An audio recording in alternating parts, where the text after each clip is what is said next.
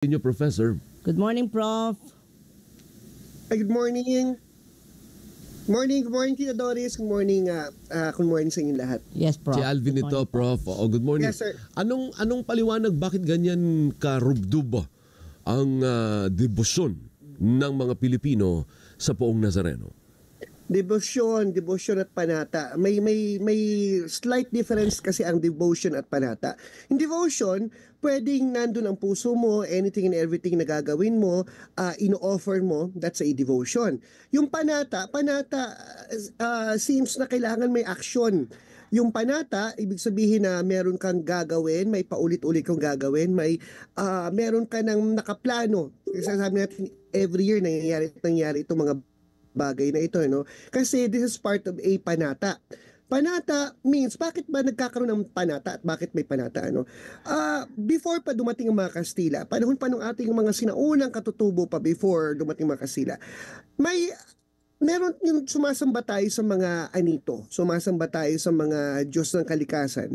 So, sa pagsambang yun, kailangan natin ng meron tayong ino-offer, merong kapalit sa mga hinihingi natin, meron tayong kapag may hinihingi tayo or nagpapasalamat tayo or humingi tayo ng tawad, it's in human nature na ang pakiramdam ng tao na kailangan para mapagbigyan ako, may kapalit ito. Lalo na kapag ang pinag-uusapan ay mga paghiling sa kanilang pinapaniwala ang bathala, may kapal, Diyos. So mali pala ang aking termino, no? Ang tamang termino dito sa translasyon o sa kay Jesus Nazareno ay panata, hindi debosyon. Is that what you're saying? Tama naman po. Pareho lang. Pareho. Panata at debosyon, kasi wala kang panata kung wala kang debosyon. Mauuna yung devotion. Devotion ay yung pagmamahal mo, yung paniniwala mo. It goes hand in hand. And yung action mo in order for you to prove that devotion is what panata is. Okay. So para tanong ko nga is bakit nga ganun? Karubdob. Ganun Yung katindi. why? Oo. Kung titignan natin sa dynamics ng sa translation, no, meron tayong crowd mentality. May dynamics kasi ang group eh. Kung wala masyadong taong nandun, the panata would also be there, the devotion would also be there. Pero iba kasi ang pakiramdam kapag you are with a group. Ang group nagiging crowd, ang crowd nagiging mob. Hopefully yung mob hindi magkaroon ng riot. So iba ang crowd dynamics, iba ang dynamics sa pagmarami kayo. It seems that you're unstoppable.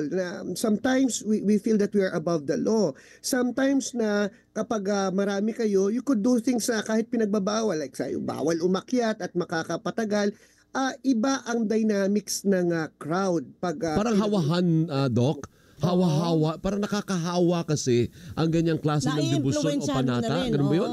That's true. Alvin, kung mapapansin mo, no, you've been doing this reports every year, no?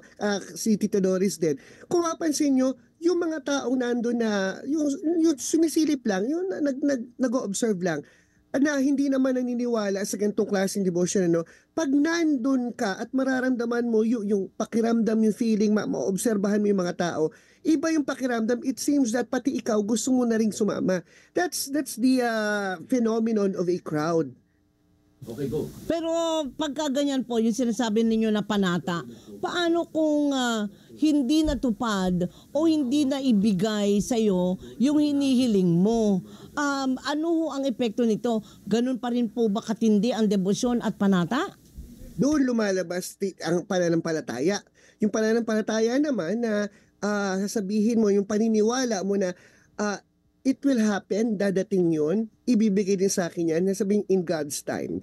So, magkakasama yung mga bagay ni Tito Doris kasi when you are hopeless, when you want a miracle, you want something na sometimes pangit mong pakinggan, parang shortcut and easy way, talagang gagawin mo't lahat. Lalong-lalo na kung ito ay may hinihiling kang, sabihin na natin talagang ang pinag-uusapan natin ay life and death situation o kaya ay something na your hopes and dreams, talagang ibibigay mo ang anything and everything para makasama at ma-prove mo sa pinaghihilingan mong Diyos na ito ay karapat-dapat ako sa hinihiling kong ito. Prof, wag kang umalis dyan ha. Wait lang ha.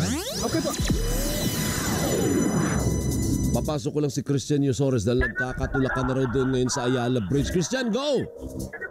Yes, Alvin, ito nga, nagharap ngayon dito yung tropa ng mga polis, pati ng mga deboto ng itim na lazat ng Papoong Jesus Nazareno. Dahil nakasot dito sa may gitna ng Ayala Bridge, yung mga deboto na nag-aabang sana kung sa may bahagi ng Carlos Palanca Street. Ngayon, ito tinutulak ngayon ng mga deboto. Ito mga polis, nagpupunit sila na lumapit doon sa may paanan ng Ayala Bridge papunta sa may area ng San Marcelino. Ito ngayon, Alvin, ang sitwasyon, nagkakatulakan na, hinaharang, sinasalubong ng tropa ng mga polis. Ito mga deboto na kanina kumakanta lamang. Ngayon, nagtutulakan na. Ito na, nagkakatulakan na, nakalusot, Alvin, yung tropa ng mga deboto papunta sa may paanan ng Ayala Bridge sa may bandang bahagi ng San Marcelino. Walang nagawa. Itong tropa ng mga polis, hinayaan na lamang nila.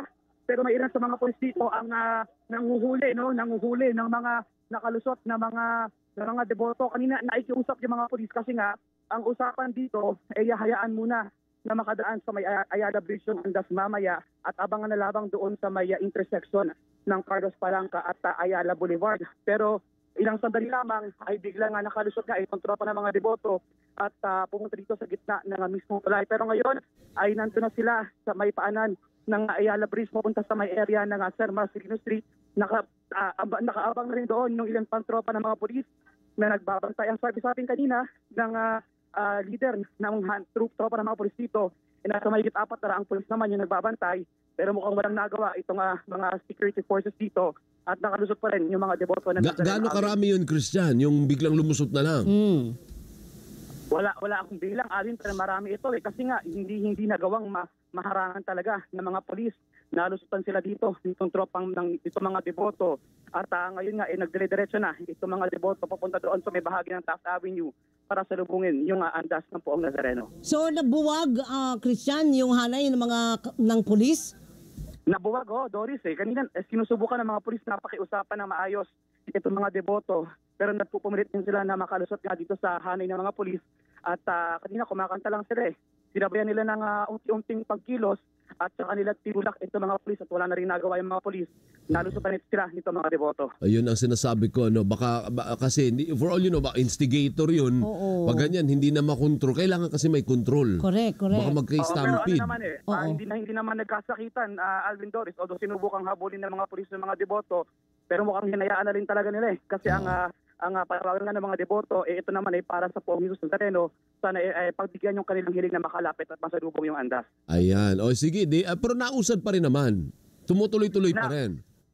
Tumutuloy-tuloy pa rin, pero wala okay. dito sa kinatatayuan ko sa may kanto ng Ayala Boulevard at Natividad Lopez Street. Medyo hindi pa tanaw dito yung andas Pero ayon sa mga tropa ng MMDA dito kanina, mukhang nandiyan na raw sa bahagi ng Taft Avenue yung andas. At inaabangan na nga dito sa bahagi ng Ayala Boulevard. Bumagal ang usad, Christian? Parang bumagal, Doris, kasi kanina mula nang umalis bago mag-alas 5, mabilis na natahak ng andas yung yung Padre Burgos Avenue Pero yung sa huling info na tatanggap natin, nandyan pa raw sa may bahagi ng Taft Avenue itong andas at mukhang nahaharang ng ilang mga deboto. Subukan nga nating mag-video ka sa susunod mong report. Mukhang maayos yung audio Subukan natin na may video, Christian, ha? Okay pa yung ngayon, Alvin, yung linya sa tawag, pero sa data at saka signal ng materyales, medyo nahihirapan lang pawala-wala kasi. Pawala-wala. Sige. Okay, sige, thank you. Maraming salamat, Christian. Maraming salamat, mag-ingat. Thank you. Si Christian Yusores po yan live mula dyan sa Ayala Bridge. Ayan, Professor, balikan natin yung diskusyon. Nakita mo yan, So kahit pulis, wala, lulusutan nila Correct. Anong termino ang tawag mo pag ganyan na ang ugali? Kasi sinasabihan naman sila, partner, na wag, please wag. Hindi at gusto pa rin sumampa. Hindi na sila nakikinig ngayon. Hindi na nakikinig sa otoridad, Professor. Alvin, a group becomes a crowd and a crowd becomes a mob. Ang tawag natin dyan, mob rule na. Paano yung mob rule na kami yung masusunod? Mas marami kami yung hindi naman kami sasaktan. Meron kaming dahilan kung bakit namin ginagawa to. Kumbaga yung pagsagad ng maximum tolerance, yun ang ginagamit ng mob rule. But the problem there, pag yung mob rule na yun, pag ayaw sumunod, it becomes a riot. Yun yung dulon-dulo ng isang crowd dynamics na hindi maganda. So wag naman sana tayong umabot na magkaroon ng mob rule na hindi na sumunod hindi na talaga susunod sa otoridad at pag nag-away ang otoridad at ang mob, ay doon po tayo magkakaroon ng problema talaga. Okay. It's a dynamics po ng it's a human dynamics. Para sabi ni Christian, wala naman daw nasaktan na at saka nausad naman. Umuusad na rin. So siguro pinagbibigyan maximum tolerance din yung display ng mga pulis kasi pag may isa kang dinampot diyan at yung dinampot mo naman o pinigilan ay kasama pala ng isang batalyon ay kukuyugin din yung pulis professor. Walang laban. Yes, that's it. Yung tinatawagan nating mob rule that turns into a riot. Kaya nga yung maximum tolerance ang ating ginagamit sa mga panahong ito. Na sana rin yung kung may maximum tolerance ang ating otoridad, sana rin may maximum din na pag-iintindi ang crowd na kaya nila ginagawa, they're just doing their job, at yung dahilan kung bakit sila pinipigilan is alam naman nila kung bakit. Alam naman nila kung bakit na pag lumapit doon, matatagalan, mahihirapan, baka may masaktan. People know that, but yet, dahil sa kailang panata at dahil sa kailang kagustuhan na mahawakan, umakyat, malapitan, sometimes hindi na sinusunod ang mga bagay-bagay na would give order sa isang sitwasyon.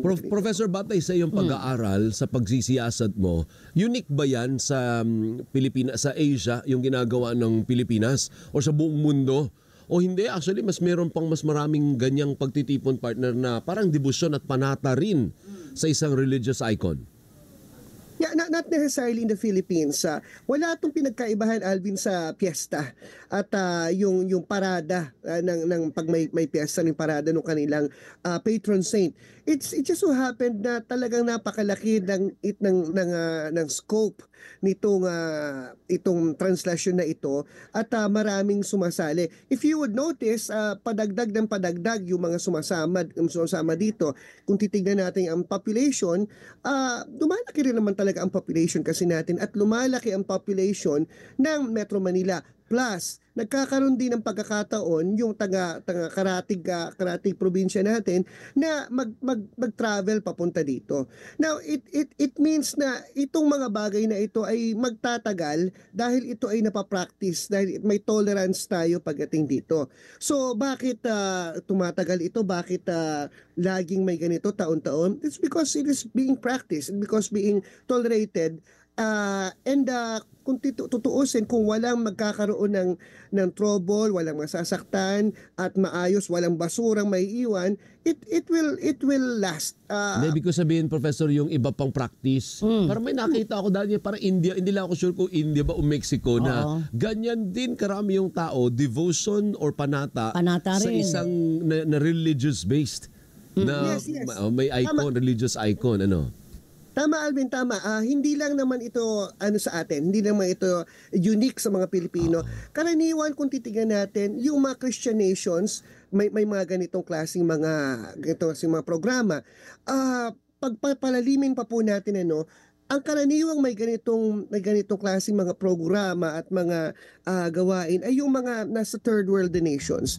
Kasi yung hindi natin mapagkakaila na this gives hope to people na yung mga bagay na ito ay pag wala ka na talagang kakapitan, wala ka nang magawa, kakapit ka sa pinapaniwalaan mong makatulong sa'yo, at kung kailangan mo ng himala, talagang gagawin mo lahat para masunod, para matupad yung iyong hinihiling. Thank you, Professor. Maraming salamat sa insights mo. Magandang umaga po sa inyo.